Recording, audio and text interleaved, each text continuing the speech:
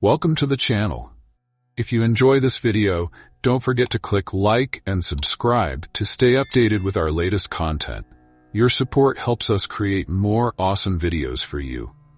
Let us know what you think in the comments below. Enjoy the video. Every night, rain or shine, something walks down our street whistling. It's a soft whistle, but it doesn't sound like a person whistling. It's more like wind blowing through a hollow log, a little bit eerie. You can only hear it if you're in the living room or the kitchen, and it always starts at exactly 3:03 in the morning. Not a minute earlier, not a minute later.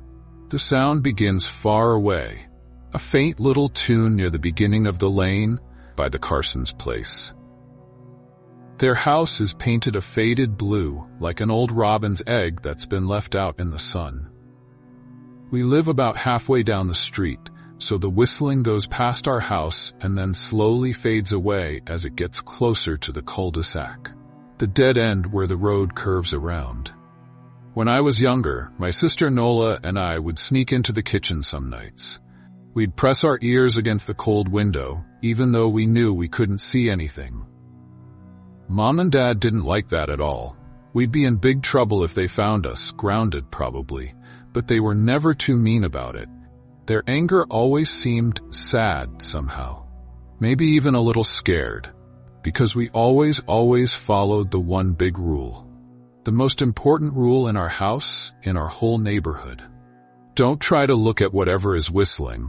Our neighborhood is different. I've lived here since I was 6, and I like it most of the time. The houses are small, but everyone keeps them nice, with neat yards and lots of flowers. There are plenty of kids my age. I just turned 13 in October.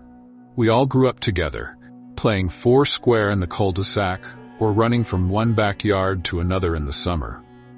It's a good place to be a kid. I can see that now. There are only two really strange things about it: the night whistling and the good luck. The whistling itself never really bothered me that much. I mean, I can't even hear it from my bedroom at the back of the house. But Mom and Dad, they hate talking about it. So I've learned to keep my questions to myself. My dad is a big, strong guy, the kind of dad who can fix anything. He's usually calm, always in control. He has a slight accent because he came to America when he was a kid.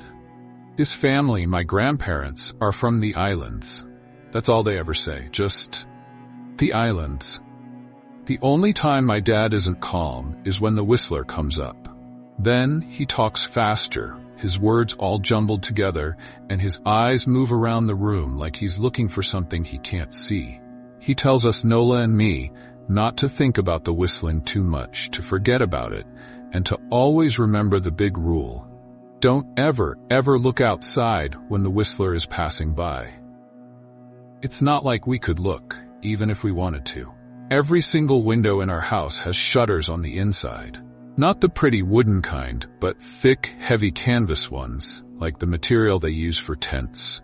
They're a dark green, almost black, and they smell old and dusty, with a faint, weird smell I can never quite figure out.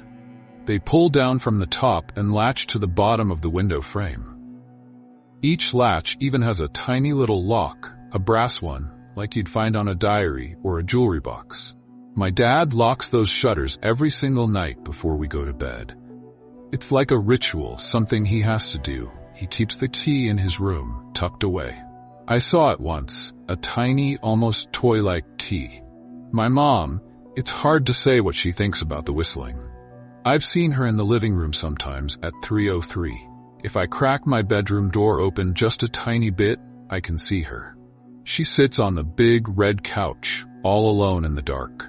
She doesn't do it every night, but sometimes she's just there, sitting perfectly still, like she's listening with every part of her being. The whistler's tune is always the same. It sounds cheerful on the surface. Da-da-da-da-da-dum. Da-da-da-da-da-dum. But it's also creepy. It's the way it sounds. Thin and reedy, like it's coming from far away even when it's right outside. Sometimes it vibrates like there's a hum underneath the notes. Other nights it's so quiet you almost think you're imagining it. And sometimes, very rarely, there's a second whistle, a lower one that joins in. It sounds sad. It makes my stomach hurt. Like I said, there are two strange things: the whistling and the luck. Everyone in our neighborhood is unbelievably lucky. It's hard to explain, and Dad doesn't like us talking about this much either, but good things just happen here. All the time. Usually, it's small stuff. Winning a free coffee, finding $1 on the sidewalk, getting a good grade on a test you didn't study for. Your favorite show is on TV. You always find a parking spot. Little things. The weather is almost always nice, even when it's supposed to be stormy. There's no crime. Not ever. And the gardens, the flowers grow so big and bright here, it's almost unnatural. Mom calls living here a million little blessings. It's like we're living in a bubble of good fortune. But the main reason we live here, the reason we moved here in the first place, is my sister, Nola. She was born very, very sick. Something was wrong with her lungs, and she couldn't breathe on her own. She had to stay in the hospital, hooked up to machines. She was so tiny, so fragile. I remember looking at her through the glass and being scared to even touch her. We moved to this house with the peeling yellow paint and the rose bushes that bloom a deep dark red, to be closer to the hospital. And as soon as we moved here, as soon as we crossed that invisible line that marks the beginning of our street, Nola started to get better. It was like magic. The doctors couldn't explain it. They used big words and talked about treatments, but they were confused. But my parents knew. Even I knew, and I was just a little kid.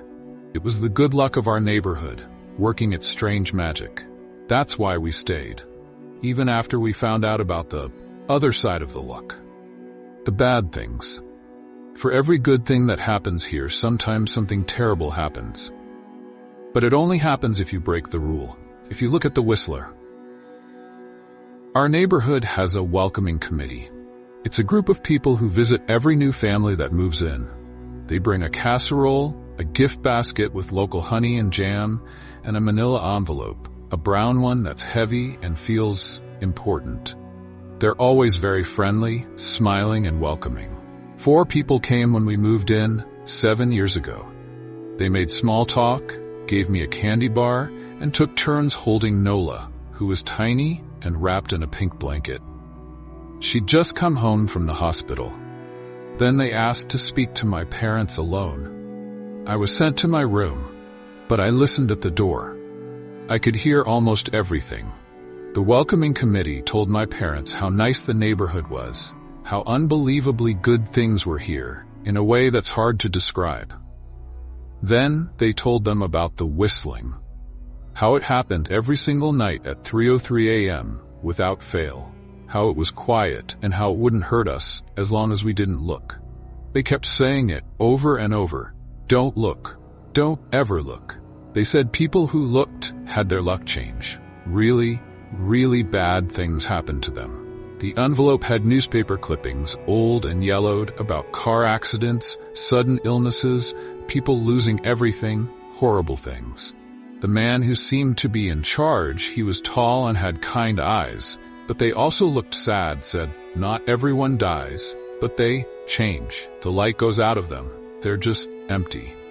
My mom didn't believe it, not at first. She thought it was some kind of mean joke. She even got angry and asked if they were being racist because my dad was from the islands. But my dad, he calmed her down. He said he understood. He said he grew up hearing stories like this about things that were different. Things that were good, things that were bad, and things that were just there, existing in a way we can't understand. After the committee left, Dad went to the hardware store. He bought the canvas, the heavy, dark green material that would become our nightly protection. He bought the latches, the little brass locks, and the screws. He installed them on every single window in the house, working carefully and quietly. That first night, I snuck out of my room at 3 a.m. I found Dad sitting in the living room, holding Nola. He motioned for me to be quiet, but he let me sit with him. At exactly 3:03, we heard the whistling. Da-da-da-da-da-dum, da-da-da-da-da-dum. It came and went, just like the committee said. It was thin and wispy, like wind chimes made of something other than metal. It seemed close, right outside the window, but also far away. The whistling happens every night, and we never look. And we have our million little blessings. Nola grew up strong and healthy. Dad even joined the welcoming committee, becoming one of the people who keeps the neighborhood secret. We don't get new neighbors very often. Why would anyone want to leave? But when a new family does move in, Dad brings them the casserole, the basket, and the envelope. I can always tell by the look on his face when he comes back. A certain sadness, a certain knowing if they believed him or not, if they took the warning seriously. Not long ago, a new family, the Millers, moved in right next door. The old woman who lived there, Miss Mattie, had died. She was very, very old. The Millers seemed nice. They had a son, Holden, who was about my age. They listened to the welcoming committee. They nodded along as Dad showed them how to lock the shutters. They had a kid, so they understood they had to be careful. Whatever was in that envelope, those stories must have been pretty scary. One night, the Millers had to go out of town, a family emergency. They asked if Holden could stay with us. He was 12, a year younger than me. I didn't know him very well, but as soon as his parents left, I knew it was going to be a problem. A big problem. "Do you know who's out there whistling every night?" Holden asked. He'd thrown himself down on the floor of the den, scattering some toys. We were supposed to be watching a movie, but nobody was paying attention. Nola and I looked at each other. We have a silent way of talking, like twins sometimes do.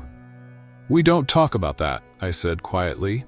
"I think it's the weird old guy in the big yellow house," Holden said, ignoring me. "Mr. Tolles?" Nola asked. She sounded shocked. "No way. He's really nice. He gives out the best candy at Halloween," Holden shrugged. "Must be a secret psycho killer then." Nola looked scared. "We don't talk about it," I said again, a little louder this time. "Let's go play video games in my room." We played games for hours, trying to forget about what Holden had said. We ate popcorn and watched more movies. It was a normal sleepover. Or it should have been. But Holden was acting weird. He kept looking at the clock and at the windows, even though the shutters were locked tight. He hadn't forgotten. After my parents had locked all the shutters, doing it the same way they always did, every single night, and gone to bed, Holden stood up. "Have you ever even tried to look?" he asked. "It's almost time." It was almost 3 a.m. We'd been ignoring the time like kids do when they're having fun. I sighed. "We don't." "I can't even try to look," he said, talking over me, "because my dad locks the shutters and hides the key. He's so freaked out about it." "So does our dad," Nola said, her voice small. "No," Holden said, shaking his head. "He doesn't." "You saw him," I said. I felt a knot of fear in my stomach. Holden grinned, but it wasn't a friendly grin. "He locks the blinds, yeah, but he doesn't hide the key anymore. He keeps it on his regular keychain with his house keys and car keys." "So?" I asked, but I already knew what he was going to say. Because I had noticed it too. Dad didn't hide the key anymore. He trusted us. He thought we were safe. "So," Holden said, his grin getting bigger, "I went to the bathroom, and I saw his keychain. And I borrowed the key." He held up his hand, and there it was. The tiny brass key. The key to the shutters. The key to everything. Nola and I just stared at him. "You're lying," I said, but I didn't believe it. Holden shrugged. "Go look. Check your parents' room." "Stay here," I told them. "Don't move." I ran to my parents' room, but I stopped at the door. If Holden wasn't lying, Dad would be so angry. More than angry. Scared, but I was more scared of the open window. I opened the door just a crack. It was too dark to see anything. I took a step inside. The whistling started, and I could hear it clearly, right there, in my parents' room. They must hear it every single night. They never said anything. It sounded different in here, closer, stronger. It wasn't just a simple tune. It was like it was vibrating, humming with a strange energy. And there was that other lower whistle, a sad sound that made me feel cold all over. I stood there, frozen, not knowing what to do. Then I heard a noise in the living room. "Nola!" I yelled, and I ran back. Holden and Nola were standing by the front window. Holden wasn't lying, he had the key. He was unlocking the shutter. I heard a click, a tiny sound, but it sounded so loud. Holden laughed, a nervous, shaky laugh. Nola looked scared, but also a little bit curious. The whistling was right outside now, so close. The air felt heavy, like it was hard to breathe. I don't remember exactly what happened next. It was all a blur. I moved fast, faster than I ever have before. I grabbed Nola and pulled her away from the window, turning her around so she was facing away. I closed my own eyes, squeezing them shut as tight as I could. I heard Holden open the blind. The canvas made a rushing sound. The whistling stopped. Nola was shaking in my arms. "Don't look," I told her, my voice muffled. I reached out and touched Holden. He was shaking even worse than Nola. "Holden?" I asked. Silence. I felt for the window. My eyes still closed. The glass was cold, unbelievably cold. I felt for the string and pulled the blinds shut, hard. I opened my eyes. Holden was staring at the closed window. He was so pale, and his eyes were wide and empty. "Holden?" I asked again. He turned to me, slow and stiff, and he screamed. A horrible, terrifying scream. Lights came on. My parents ran in, their faces filled with fear. I didn't look at them. I looked at Holden. He had bitten his lip, and he'd wet himself. He looked broken. "What happened?" my dad asked, his voice shaking. I turned around. He looked. I'd never seen my dad scared before. Not really scared, but I saw it then. True fear. "Just Holden?" he whispered, looking at me. I nodded. My dad let out a breath, like he was relieved. But then he looked at Holden, and his face changed. He looked sad, guilty. There was a knock at the door. A loud, hard knock. We all froze. Holden whimpered, a small, scared sound. "Don't answer it," my mom said. She was holding a baseball bat, her hands tight around it. "Knock, knock, knock." Louder this time. "Please don't open the door," Holden whispered, his voice trembling. My dad hugged him tight. "We won't," he said. He was holding a baseball bat, too. "Nothing is coming in here." Thud, thud, thud. The door shook with the force of the knocking. Holden screamed again, a long, drawn-out wail. Nola buried her face in my shoulder, holding on to me like I was the only thing keeping her safe. My mom knelt down and hugged us both. Thud, thud, thud. "Call the police," my mom whispered to my dad, her voice tight with fear. The knocking stopped instantly, as if whatever was outside had heard her.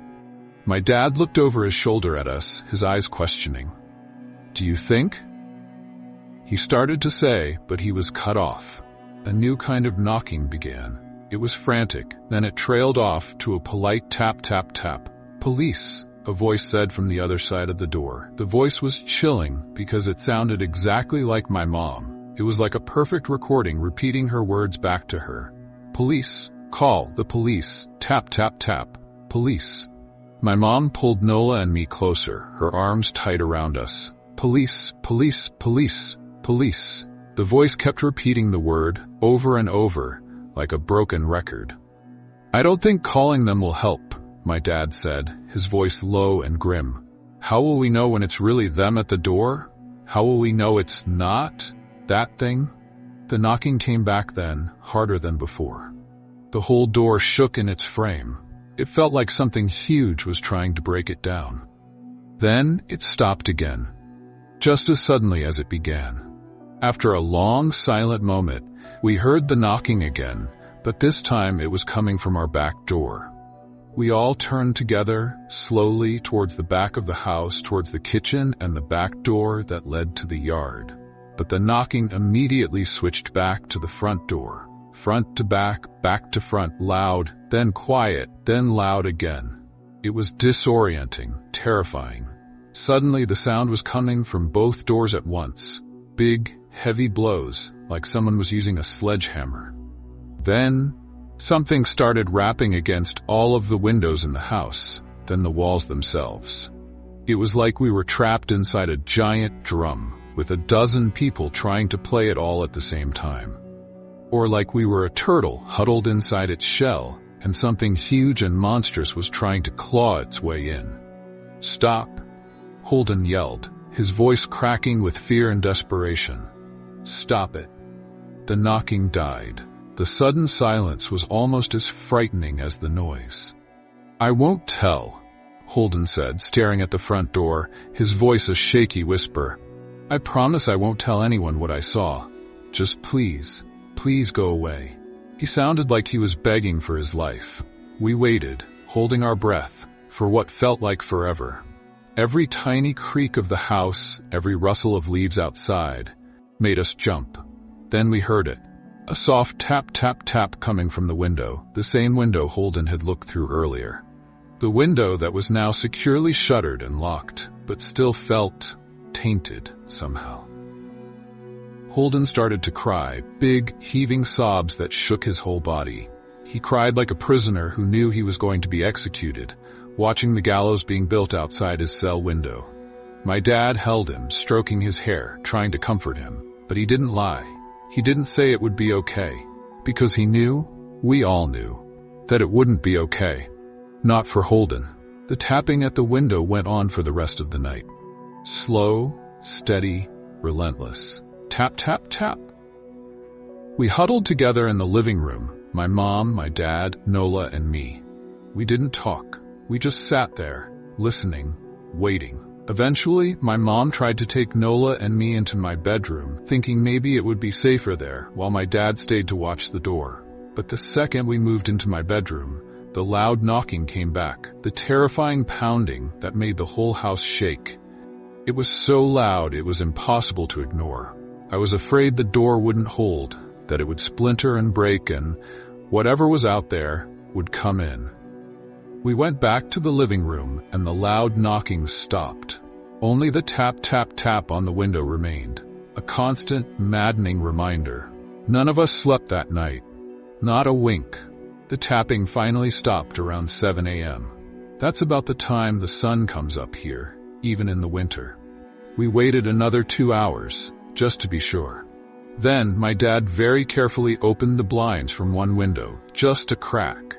He made us all go back to my parents' bedroom first, keeping us away from the windows. I heard him open the front door just a little bit and quickly close it again. "Okay," he said, coming back into the bedroom, his voice strained. "It's done. It's gone." Holden's parents came back around lunchtime. They looked worried, frantic. My mom and dad walked Holden over to his house, and they all went inside. They stayed inside for a long, long time. Nola and I watched from the window of our living room. She stuck to me the whole day, right at my side, sometimes holding my hand so tight it hurt. When my parents finally came back, they looked grim, their faces pale and drawn. They wouldn't tell us what they said to Holden's family. It was a Sunday, so we all spent the day together, trying to act normal. We ordered pizza and watched movies, but it felt forced. Like we were all just going through the motions. That night, everyone slept in my room. Nola and my mom slept in the bed with me, and my dad slept in a chair he'd pulled over from the corner. There was no knocking that night, or any night since. The whistling still came, every night at 3:03, but the knocking never again. We didn't see much of Holden or his parents for the rest of that week. But by Thursday, there was a moving truck in their driveway. A big, white truck with the name of a moving company printed on the side. Nola and I watched them packing up all afternoon after school. They moved quickly, efficiently, like they were desperate to leave. What sticks with me most is how tired Holden and his parents looked. Not just tired, but empty. All three of them had the same pale, washed-out look, their mouths set in grim lines, their eyes dull, lifeless. Even from across the street, I could tell something was very, very wrong. Holden and his family were gone before sunset, driving away in their car, disappearing down the street. They didn't say goodbye. I remember what the original welcoming committee told my parents, all those years ago when we first moved in. Not everyone who looks at the Whistler dies, but even those that live, they lose something. The light goes out of them, and the rest of their lives are filled with misfortune. A million little tragedies instead of a million little blessings. I think Holden's parents must have looked, too, either to comfort him if they didn't believe the stories, or to share the burden if they did, to try and take some of the bad luck away from him. I watch Nola sometimes playing in the yard, her laughter bright and clear, and I think, what if it had been her? What if I'd been slower? If she'd looked out the window that night? Would I have looked too? To comfort her? To share that burden? Too, to make it so she wouldn't have to face it alone? I'm glad I don't have to find out. I'm glad I never had to make that choice. We still live in that house, in that neighborhood. We still hear our whistler walking past every night, that thin, reedy tune drifting through the darkness. The blessings, the luck, the good things here, they're too good to leave. The protection it offered Nola, the life it gave her, we can't give that up, but we're careful. So careful. We don't have friends over to spend the night anymore. It's too risky. And my dad hides the key to the blinds very, very well. Somewhere I'll never find it. Not that I've gone looking. Some things you just don't need to look for. You don't need to see them to know they're there. The whistling is a constant reminder.